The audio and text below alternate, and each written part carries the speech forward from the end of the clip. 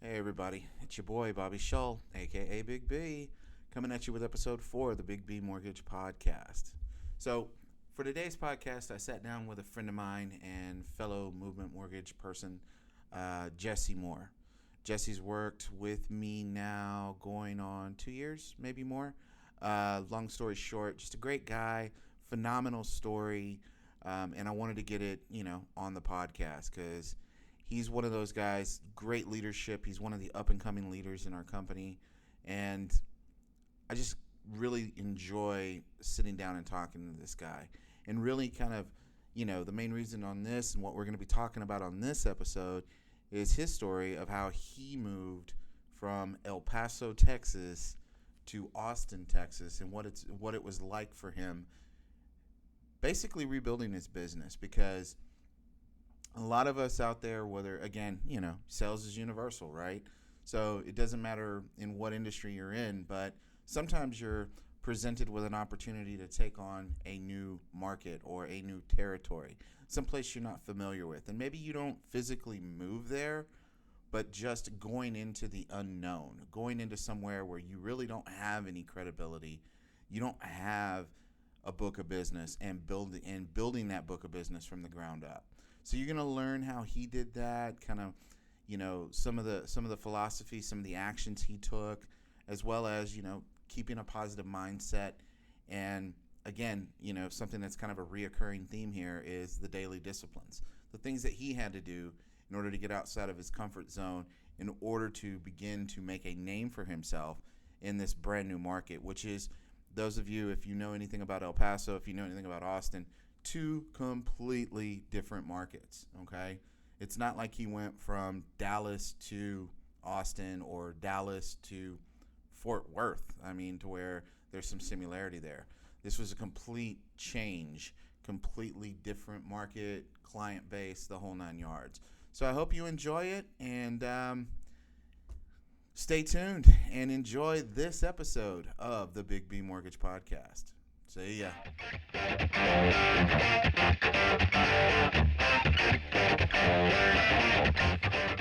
So what's going on, man? Oh, just really wishing my headphones were working for this. I felt like I was Dude, in a radio you're station already 5 minutes ago, and you're already gonna start ragging on me on the headphones, really? absolutely, it's late. I needed the entire experience. Oh my god, dude, really? Hey guys, so it's Bobby Shull over at Movement Mortgage. Today I got my buddy Jesse Moore on the podcast with me. What's up, Jess? Hey, How you doing, man? good. So when we're recording this, we're coming out of Christmas. We're at the beginning of the new year. Obviously that's probably not going to be when this thing gets pushed out. But how's it going, man? How was your holiday? Pretty good. My family likes to overstay their welcome to a point, but Ouch. it's always good. Now, There's a chance Nikki might hear this, right? Well, it's not Nikki. It's my poor dad and mom. No, I love them to death. No, we always have a good time. It turns into running back and forth between Austin and San Antonio and trying to see everyone in 2 days and cram it all, and turns into a massive rush. Did you guys go to El Paso at all? No, we try to alternate year to year, but stay in Central Texas and no road trips this time. Nice. Yeah.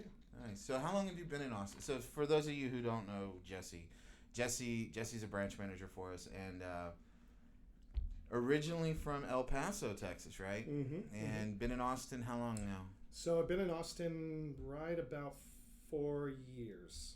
Actually, about 4.5, I think. 4.5. Yeah, it's gone by pretty quick, surprising enough, but yeah. Time seems to fly here, doesn't it? It does. Yeah, a lot to do, a lot going on, lots of real estate, lots of loans. Yeah. Yeah.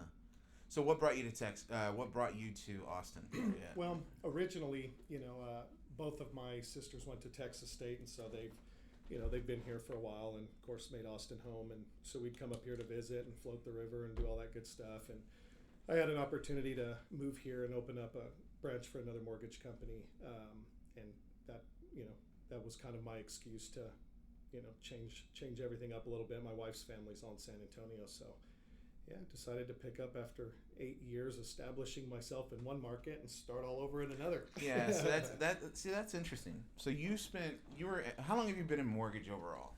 Well, let's see. I've been in real estate for about 12, but let's see. I got my license in 2010. Your mortgage license or your real estate? My mortgage license. Okay. Yeah. So, yeah, I guess loan officer almost, I guess 7 or 8. Yeah, I think 2010. Yeah. Okay. Yeah. So you had established yourself already as an LO in the El Paso market, and then you and the family just kind of uprooted and moved to Austin. Yeah, my wife's been a realtor for 12 years. She was, really great producer. We worked well as a team once I went over to the loan side, and it was just it was a really weird decision and kind of how everything came together. And it's, funny how things happen to work out, but it just worked out, as things usually do for the best. And it's just been an incredible move. So, movement. Well, and the reason I ask you that is because, I mean, a lot of the time, some of the episodes we've done, it's about building a book of business, right? Mm-hmm. From the ground up or whatever. But in your case, it was kind of like you just had to like literally start over. So you had to do it from the ground up, even though you were experienced, but nobody knew you in Austin, right? Yeah, nobody knew who I was, who the company was that I was with, or anything else. And I was fortunate enough. My wife was an ex-president of Women's Council of Realtors in El Paso, and then eventually became Texas District Vice President. So Austin was one of her areas, and so she had a few relationships here, and those individuals, really helped me kind of get going. But we're talking, 2 or 3 people, and it was interesting, But I guess, it was kind of one of those things where we just realized, hey, we're in a city that we really want to be with. My wife's closer to family, and it's all about mindset usually, anyways, in sales. So, we were feeling good, and we were ready for the challenge, and we just, went to work. You just and went for knocked it. Out. Yeah. Well, so tell me about that. I mean, tell me, let's go further down the hole on that, because I think for a lot of people, I've done that kind of move in the past in my career, where I was in, let's say, the Rio Grande Valley, and then we decided to go to San Antonio, and you start from zero, right? Mm-hmm. Like, you don't get to always carry pipeline Right. or clients from your previous city, because it's kind of out of sight, out of mind. That's right. To a certain extent. And then also there's still that human aspect of this business to where people want to be able to, see you, feel you, touch you, so to speak. So what was it like, and how did you do it to build a book of business being totally new in the city of Austin? Just to address one thing you just said that was pretty interesting is, El Paso being a border market, border economy, there's we always say that, things are just different, things Sure. are way different, and we're in a completely different place. And, what I think the biggest struggle I had is I thought, hey, move to Austin, I'll still have all my relationships with my realtors in El Paso, and I'll still just do that volume, and then I'll just start killing it in Austin, and I'll just double up. Yeah, didn't quite work out that way.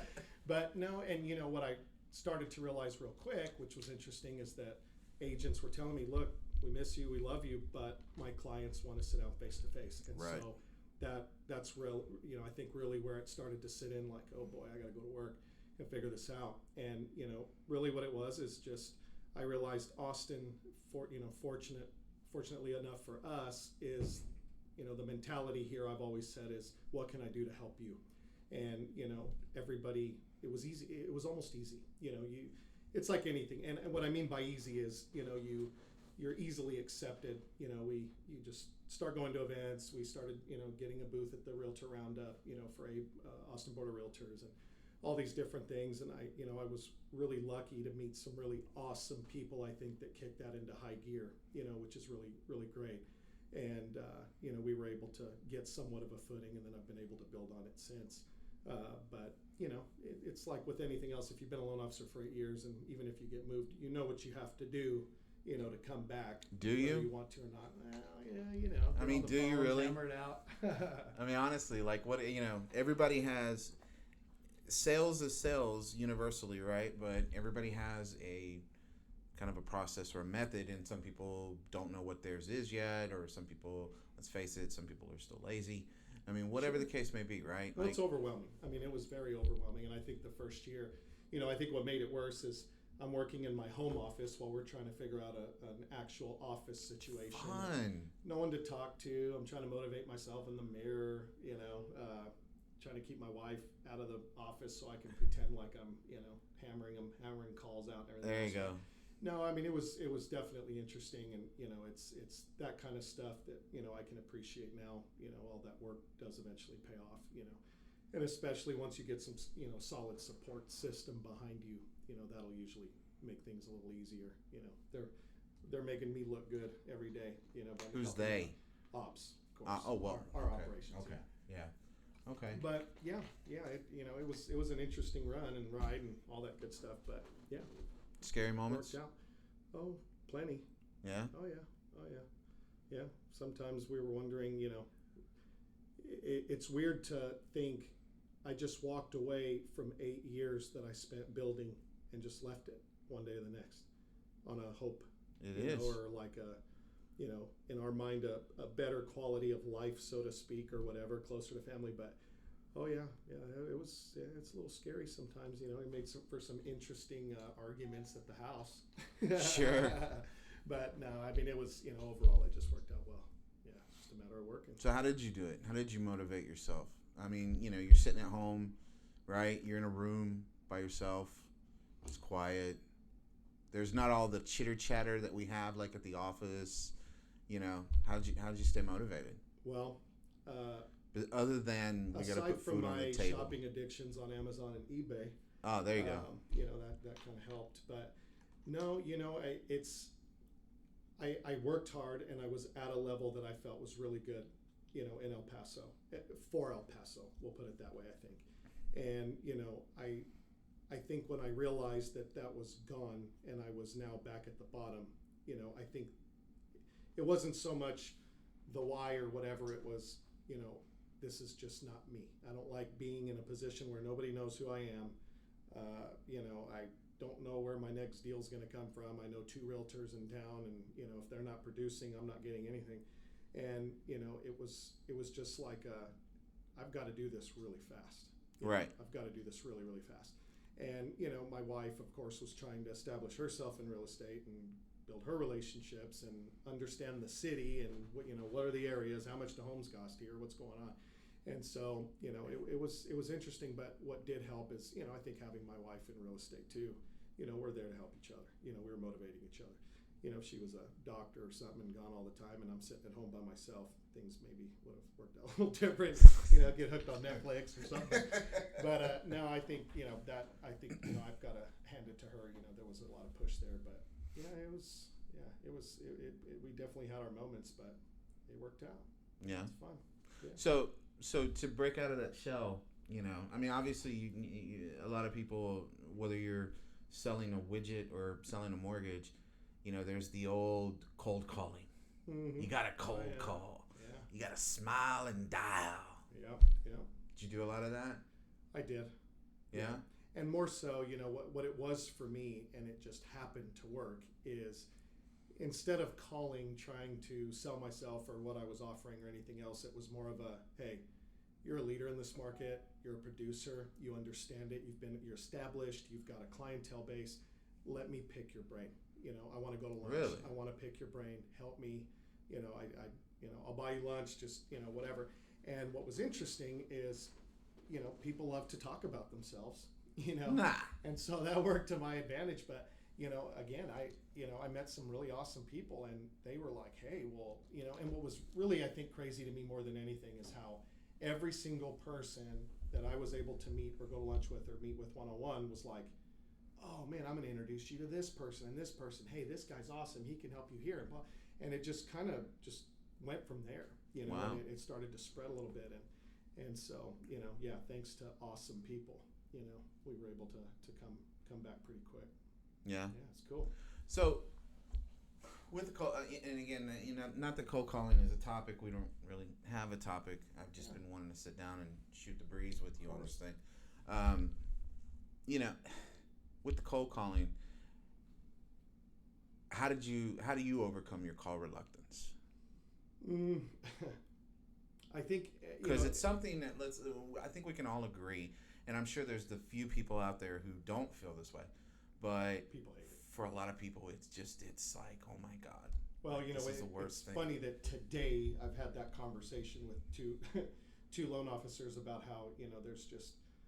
We know what we need to do as loan officers every day, and that Sure. should be the bigger part of it. But that's the one thing, or one of 2 things that loan officers just absolutely hate doing. And I think what it is you just have to you've got to look at it this way. It's like anything else. When you were 12, 13, 14 years old and you were learning how to drive a car, when you got behind the wheel, it was pretty overwhelming. And now most people are doing everything but driving when they are driving their car. They're on their phone. And so you just could become second. You just do it.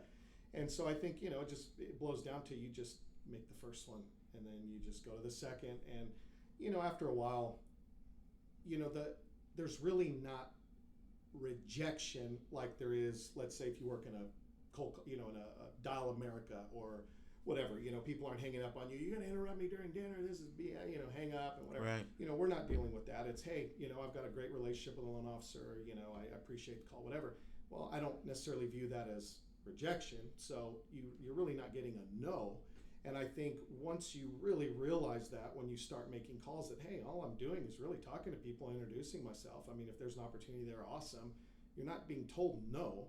And I think once you start to realize that, and then you have a couple good conversations in between, it's not a big deal. It's just not. And it just seems to go from there, and then becomes secondhand. And all of a sudden, people start to know who you are and things like that. And get a couple good appointments. Then they're introducing you to people at the office, and it starts to spread like fire. And I know that you had Randy Atkinson on a call on one of these, and he's probably one of the best. I mean, he's built his business on that, and it's incredible to know that someone can focus just on that and be that successful. Mm-hmm. And obviously rejection isn't playing a big role for him. No, he's a massive producer, but it's just a matter of once you sit down and make 2 or 3, you start to realize, oh heck, this ain't that bad. No, I can't. No, I got ADD and other, I can't sit there and like multitask more than 2 or 3 things at a time. No, I mean, I don't. The one thing I hate about scripts, and it was funny because I did telemarketing for 2 years, when I was in my younger years, and another one. That's why you don't have a problem with cold calling. No, at that point I was 18 and just didn't care. But script, you tend to, you don't come across as who you are as a person or anything else, and there's so much lost in translation there and everything else. And I think you just get on the call and you wing it, and you'll probably blow a couple up. You get caught up in words maybe at the beginning or whatever, but after a while you don't realize it, but you're just getting better. Yeah. You're good. And all of a sudden you're interesting on the phone, and people. Well, my biggest thing was when I used to, and I still, with the recruiting aspect and all that thing. I mean, I still have to do a lot of cold calling, more than I would really like, because recruiters these days, especially in the mortgage business, they're not always the most accepted phone calls because there's just so many of them coming across the phone. Right. Like I've literally had it to where I would call people and I would be like, hey man, and this is back when I was a recruiter. It would just be like, hey man, look, this is Bob Shull. I'm probably number 36. Just wanted to see if we could talk about blah blah mortgage company, and it would be like, no. Like I'm happy where I am. Yeah. We're good to go. But every once in a while you break through. But my point is that with the scripting, I mean, it always felt robotic. Oh, absolutely. You know what I mean? It's almost like they can hear you reading. Oh, dude.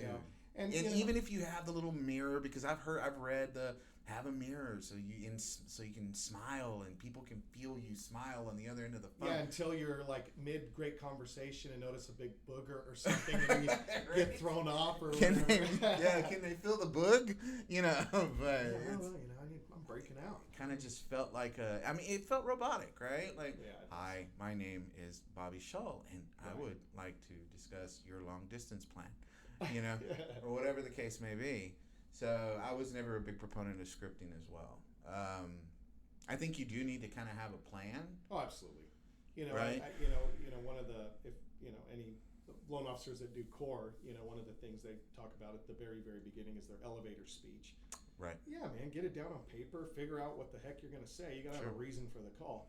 But usually it's never going to go as planned anyway. I mean, you write a script all day long, but your chances are halfway through you're going to fall off anyway, which is good. But yeah, I mean, it's just a matter of calling with a goal and just roll with it. Absolutely. Sorry, I got distracted there. Well, one of the things I was always guilty of, and maybe you had this before, but I was notorious about feature dumping. Oh, yeah. Feature dump, man. Yeah, man, you got 30 seconds to tell them how amazing you are. Yeah, like I just got to unload every great thing that I've got in the arsenal instead of just trying to have the conversation. And I the more people I talk to, the more salespeople I talk to, the more I realize it wasn't just me, right? Like it's easy to get caught in that trap too. Yeah. You know, it's. They say you got two ears and one mouth for a reason. That's right. So you know, what else? I mean, what else do you do as far as that goes? What else could you share with somebody about, you know, overcoming call reluctance or? Well, I think if you've got a list of people in front of, chances are your hit list came from somewhere and you probably compiled it all on your own. You know who you're wanting to call. But, now you've got to think that with technology, we have so much more information on the people we're calling now than you did 10 years ago or whatever. You're just kind of calling somebody and you don't know anything about them. You don't know, they have kids, do they not, how long have they done this? And now you can easily go on Facebook and get someone's entire life in about 10-15 minutes. Yeah. And at least it's almost creepy. It's super creepy. And and you can Facebook creep and find out who it is that you're calling, and that almost kind of helps a little bit. At least you know what they do, what they like to do. Most people will put their whole life on there, and you can kind of say, oh, you like to, your kid plays basketball. Cool, mine too. What team? Or whatever. But it just gives you a lot of information, and I think that eases it a little bit.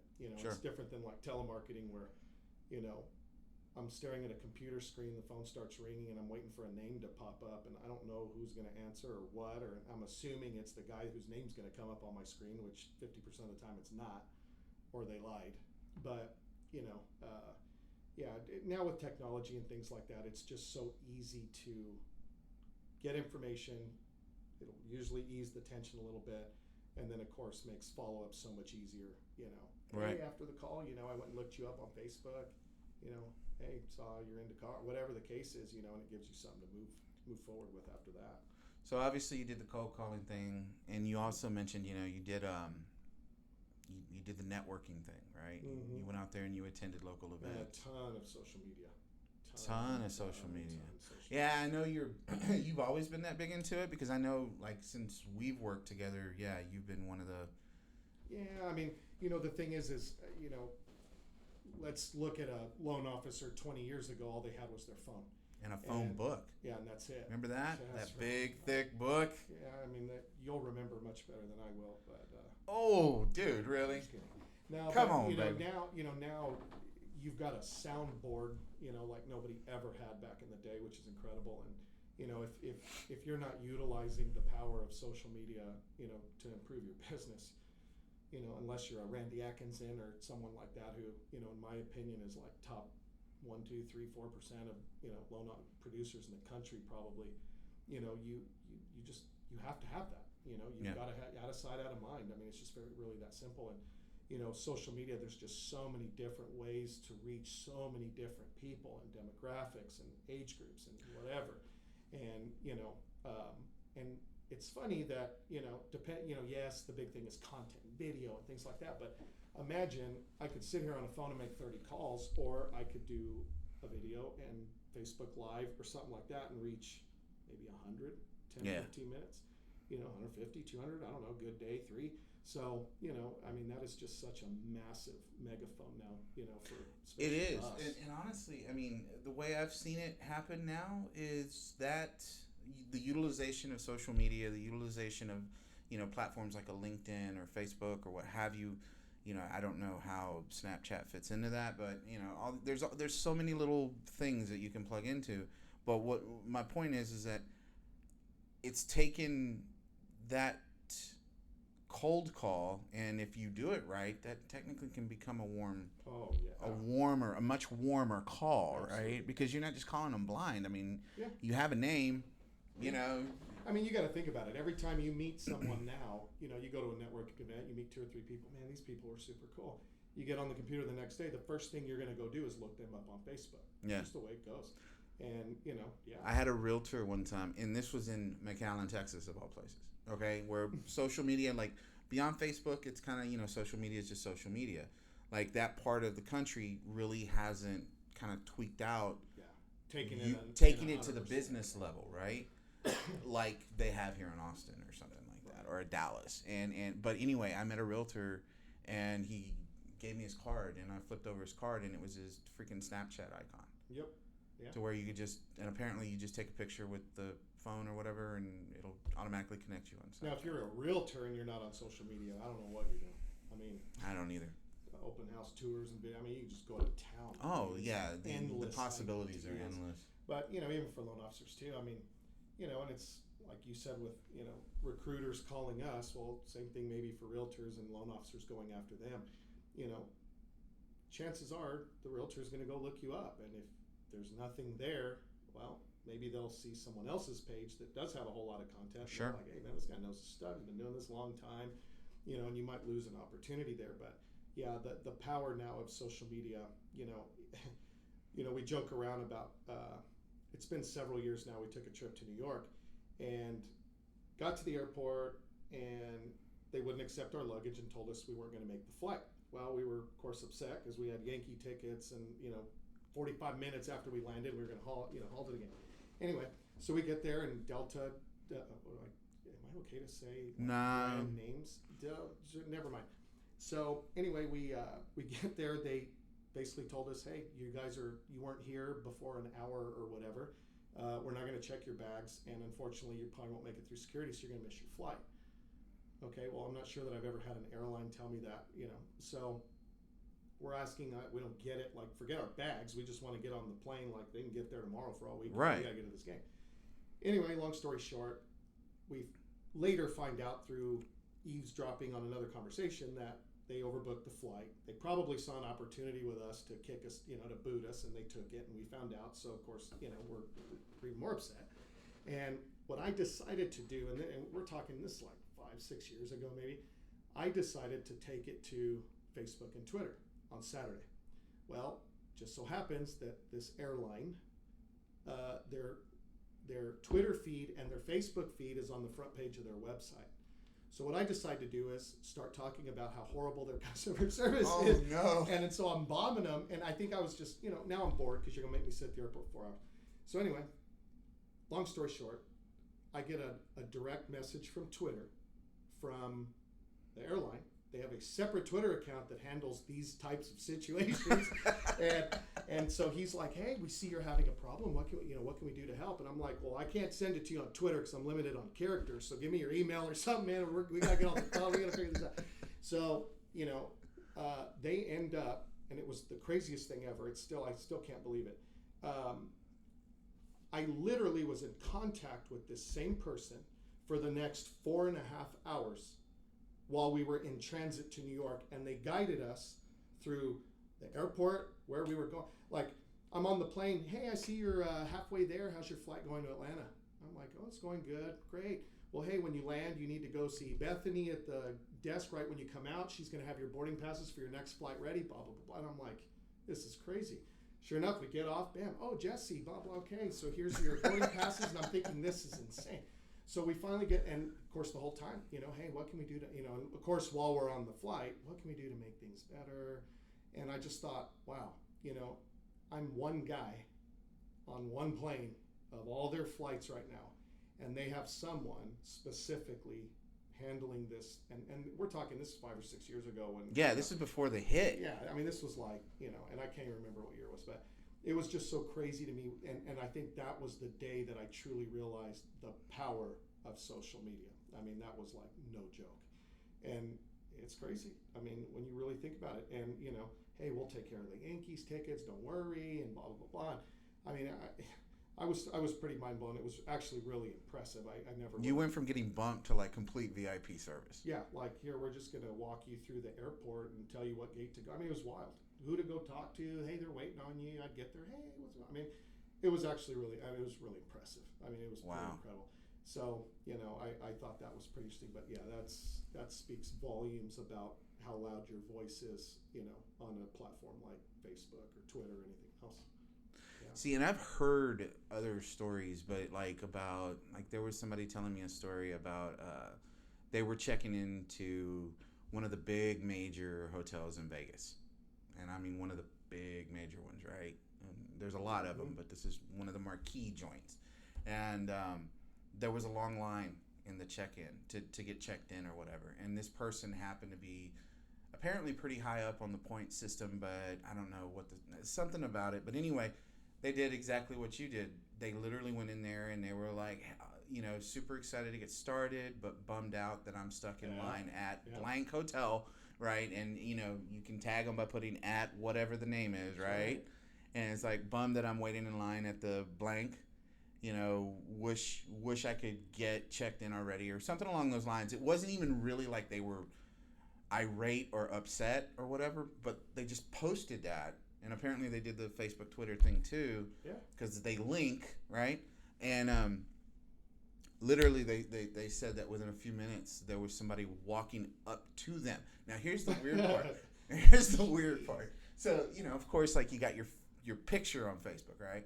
But they're like, somebody walked up to them randomly, like from the hotel, and was like, "Mr. and Mrs. So-and-so, we wanted to go ahead and offer you an express check-in. Can you, follow me, please?" And like took them over to like the VIP area, upgraded their room, just so that then this person would then post really nice things. You know what I mean? And of course they did, because now it's like, oh my God, blank hotel just took. Yeah, I really hope all the people that are going to listen to this don't like starting right now for dinner or just like blasting every store, right? Where's my free dinner? No, and and what's really bad about the whole review thing, and even that is, people are obviously way more likely. You get a lot more militia too. Yeah, they're way more likely to post on a negative experience than a positive one. Sure. It kind of sucks. But I guess it makes it easier for the customer service people who are having to address issues because, they find it much quicker. But yeah, I mean, it's wild. I mean, Well, we've all heard of the term Yelp bombing, right? Mm-hmm. I'm going to Yelp bomb these guys. And it's like, really? Like, okay. Yeah. So, yeah, you got to take it all with a grain of salt. But yeah, I mean, it's you're right. It's amazing, the reach of it, the reach of the social media. But just to grasp it, I think is something that. Well, and one of the things I teach in my classes, is when you look at statistics of millennials, and how they use social media. I mean, now you've got, I don't know them off the top of my head, but I mean, just a massive percentage of people who start their home buying process online before they even call a realtor, before they do anything. And chances are, most people, I'll be willing to bet that at some point, people will probably already have their home in mind or top three and removing half of the realtor's job, because they're already going to know. It's just a matter of who do I call to go show it to me. But, I mean, millennials, and that's the next, big generation, that's where they get their reviews, and that's where they get information and recommendations and, find information. It's all in the palm of your hand. Am I a millennial? I think I am a millennial, actually. Dude, you ain't that young, bro. Stop fronting. I gotta look real quick. Just stop. I'm pretty You're sure not a millennial, dude. I am. I see the gray in your beard. Well, I can still be I'm like a original millennial. Please. We grandfathered OG. in. Is I'm that what it is? OG millennial. You're an OM. No, but yeah, I mean, it's just such a, if you're not in, being consistent on social media, I mean, you're just doing yourself such a huge disservice. Yeah, you're still doing your classes, right? Yeah. We focus a lot on helping realtors do exactly that. It's overwhelming for a lot of people. Especially, some of the older agents who've been in the business a very long time, and old habits die hard, and it's hard to accept the fact that a phone call doesn't necessarily go as far as it used to. Which is really kind of sad, but it's a lot. When you've been an agent for 30, 40 years, and and all of a sudden you've got Twitter, Instagram, Snapchat, YouTube videos, on and on and on. It's a lot. And so what we really do is in the classes teach agents how to streamline it, cut down the time. I mean, it's that's a full-time job, easy. And we teach them how to streamline it and at least have a strong enough online presence where you're out there. You're not out of sight, out of mind. You're there enough, to kind of help at least, make people aware of you there. It's better than not doing anything at all. And, we've seen a lot of success. A lot of the agents, they get excited about it. We make it fun. We don't want, social media shouldn't be work. I mean, it's fun. There's news and there's all kinds of things that, I personally. Fake news. Yeah. And that's the fun articles. Yeah, there you go. But yeah, we teach that a lot, and we teach some of the platforms that combine all the social media into one and help people post all that good stuff. So yeah, it's good stuff. Yeah, how many have you put a date to any classes for this year yet? No, what's interesting is we've had now that we've done we did them through the last year, and now moving into this year, we get a lot of messages. Hey, when's the next one? And we're working on a pretty big content class. The big question is now, okay, well, you've made it real easy to spend little time and do a lot of posts. Well, where do I get my content? And so now, we're trying to help them come up with solid content. And, nice. That's the new game, because we all know, you get onto Facebook when you're waiting somewhere for 5 minutes on your phone, you thumb up and you start scrolling that bad boy. And if you think about it, where do you stop? What are you stopping on? Next time you do that, think about it. What makes you stop to look at whatever it is that you stop to look at? It's interesting, right? Because you don't realize that you do that. But certain things are going to make you read or and so for us, it became a little bit of a game to, we're not an ad agency by any means or anything right. like that, but it just became, kind of a, how do we get people to stop and look at some of these ads, and how can a realtor put similar content out and, drive some business to them. And so, yeah, we've seen some pretty good succkesuses. Wow. Everybody's done pretty good. It's been a lot of fun. Well, good, man. Well, I look forward to it. Well, cool, man. Well, dude, that's, kind of wrapping this thing up, man. Cool. Thanks cool. for taking the time to come out it, here. So what's your tagline on social? Is it Jesse it's, the... hashtag Jesse the Lender. Hashtag Jesse the Lender. Yep, that's the easiest way to find me. I'm all over there, so yeah. Oh, man. Well, everybody, if you're listening to this, all That's four my handle. people... All four people that are going to hear this podcast, just please feel free to go in and... At least 2 people, please go by. That's it. Somebody say hashtag Jesse the Lender.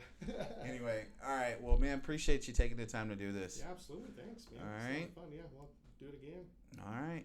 Well, everybody, that's going to wrap it up for this episode. Hope you enjoyed, and see you on the next one. Bye.